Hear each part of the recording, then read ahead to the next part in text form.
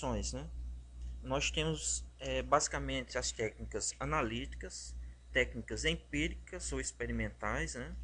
E as técnicas de pesquisa de opiniões, né? As técnicas analíticas, realizadas por especialistas em desenvolvimento de interface por meio de revisões de protótipos ou do produto final, buscando avaliar a qualidade da interação proporcionada pela interface, né?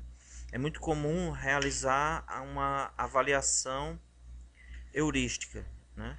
Nós vimos o que é a avaliação heurística. Nós vimos algumas heurísticas em sala de aula, né? As heurísticas de Jacob Nielsen, né?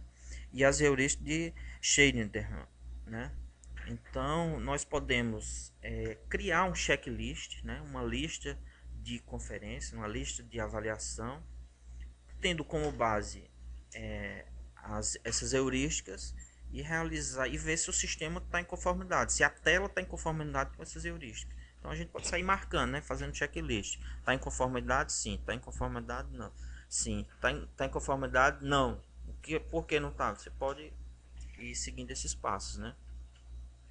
As técnicas empíricas ou experimentais, né, o objetivo é detectar os problemas de usabilidade por meio da observação do usuário, interagindo com os protótipos ou interface finalizada, através de experimentos controlados, né, onde a gente pode usar câmeras de vídeo, softwares que registram os cliques dos usuários, né, para poder obter informações relevantes para a melhoria do software, né.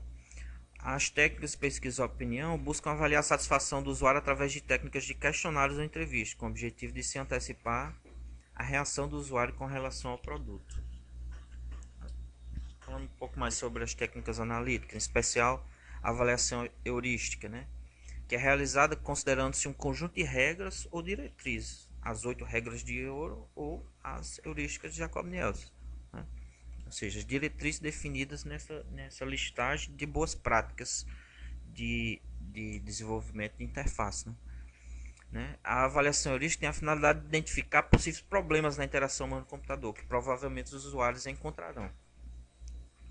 Okay? As inspeções com listas de conferências, checklist, né? Nós podemos fazer checklists informais e checklists formais, que eu vou falar mais na frente, né? No caso dos checklists informais, podemos usar as heurísticas de Jacob Nielsen ou as 8 regras de ouro propostas por Scheidman, né? As avaliações heurísticas, né, envolvem um pequeno conjunto de avaliadores que examinam a interface e emitem um julgamento baseado em princípios de usabilidade, né? Os princípios de usabilidade são as regras existentes, né? Segundo Niels, que é esse cidadão da figura aí acima, né, um dos grandes nomes e um dos pioneiros a estudar a questão da usabilidade, né? 3 a 5 avaliadores são suficientes para identificar a maior parte dos problemas. Então, para realizar um teste, né, usando as heurísticas da Jacob Nielsen, você não precisa ter muitos avaliadores, né? Ele fez um estudo, uma avaliação, e verificou que após 5 avaliadores, os erros dos usuários, né, não falo de erro técnico, erro de acesso a banco de dados, falo de erro de usuário, que era para clicar no botão X e o usuário clica no botão Y, porque o botão está mal localizado, né? Esses erros, a partir de 5 avaliadores, eles começam a se repetir.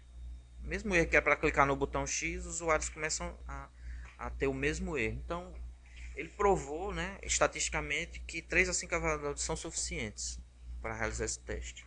O que é bom, né? Porque você fazer com muitas pessoas aumenta o custo do teste, né? Tem as avaliações heurísticas que permitem encontrar e fixar problemas de usabilidade através do processo iterativo do projeto, né? Ou seja, à medida que o projeto vai evoluindo, você pode ir realizando, verificando se ela está em conformidade com as avaliações heurísticas, né? Cada avaliador examina a interface várias vezes, inspecionando os elementos de diálogo e fazendo comparações com os princípios de usabilidade, né? Os avaliadores colaboram para consolidar o resultado por uma lista de problemas de usabilidade, fazendo referência àqueles princípios que foram violados. Ou seja, o objetivo não é dizer o que está funcionando, não, o que está seguindo padrões de usabilidade, não. O objetivo do teste é identificar falhas, identificar erros, o que não está em conformidade com o que foi estabelecido nessas regras. Ok? Então você pode realizar sessões individuais com duração de 1 a 2 horas por avaliador, não sendo necessária a presença da equipe que desenvolveu o software, né? A equipe de desenvolvimento, né? De programação. Problemas devem ser classificados em uma das heurísticas ou podem ser criados novos, desde que devidamente explicitados. Quer dizer, por mais que existam essas regras de Jacob-Nielsen, as 8 regras de ouro, você pode também incluir novas regras. Inclusive, você pode também utilizar itens do Guidelines. Na página 55 do livro de vocês, né, contém alguns exemplos, né, de métodos de revisão, né, de interface, de teste de interface.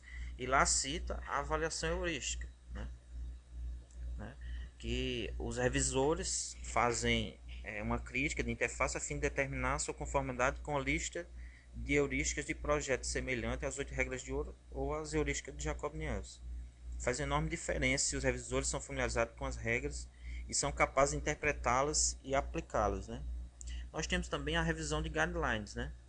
Então, o que é o guideline? O guideline é uma lista de referência para o desenvolvimento que você utiliza para criar a interface. Durante a criação da interface, você tem uma lista de boas práticas que devem ser seguidas para a criação da interface, né? Então, toda instituição, quando o desenvolvedor vai começar a desenvolver a interface, ele já recebe uma lista de boas práticas. Você, para desenvolver uma boa interface, você vai seguir esses itens que estão aqui no guideline, né? Após ter a tela construída, baseada nos guidelines, você pode verificar se realmente a tela foi feita baseado nesses guidelines, né? Continuando, né? Os avaliadores atribuem notas de acordo com a severidade e prioridade de resolução de cada problema. Então você pode estabelecer, né, uma classificação, né, de severidade e de prioridade para gerar uma estatística depois, né? Por exemplo, 33% dos usuários marcaram letra A, que diz que a tela X, a tela de entrada de dados, ela numa classificação de boa, excelente e regular. 33% dos usuários marcou que a tela é regular. 43% marcou que a tela é excelente. Então você pode gerar uma estatística, né, por meio desses resultados, né?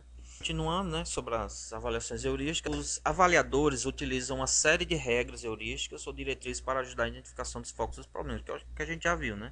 São as regras que podem ser utilizadas para realizar a avaliação. Deve ser usados múltiplos avaliadores, porque alguns problemas são encontrados apenas por alguns avaliadores, apesar de acontecerem sobreposições. Mas o ideal, como a gente já viu, é que de 3 a 5 são suficientes, né? Posteriormente é feita a consolidação das avaliações, né?